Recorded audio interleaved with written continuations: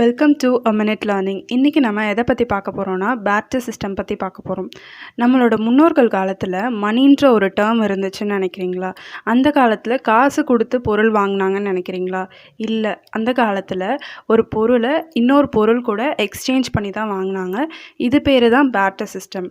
பேர்ட்டர் சிஸ்டம்க்கு 2 பொருள் ரொம்ப முக்கியமானது. ஒன்று, டபுள் கோயின்சிடென்ஸ் ஆஃப் வாண்ட்ஸ், அதாவது 2 பேருக்குமே அவங்க எக்ஸ்சேஞ்ச் பண்ணுற பொருளுக்கான தேவை இருக்கணும். நம்ம ஒரு எக்ஸாம்பிள் எடுத்துக்கலாம். Person 1, person 2. இப்போ பர்சன் 1 கிட்ட இருக்க பொருள் பர்சன் 2க்கு தேவையாக இருக்கணும். அதே மாதிரி பர்சன் 2 கிட்ட இருக்க பொருள் பர்சன் 1க்கு தேவையாக இருக்கணும். இந்த மாதிரி இருந்தால் மட்டும்தான் பேர்ட்டர் சிஸ்டம் பாசிபிள். நம்பர் 2 என்னென்னா, 2 பொருளுமே ஈக்குவல் வேல்யூவாக இருக்கணும். அதாவது பர்சன் 1 கிட்ட இருக்க பொருள் விலை கம்மியாகவும் பர்சன் 2 கிட்ட இருக்க பொருள் வேல்யூ அதிகமாகவும் இருக்கக்கூடாது. ரெண்டுமே ஈக்குவல் வேல்யூவாக இருந்தால் மட்டும்தான் பேர்ட்டர் சிஸ்டம் பாசிபிள்.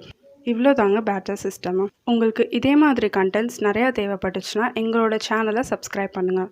தேங்க்யூ.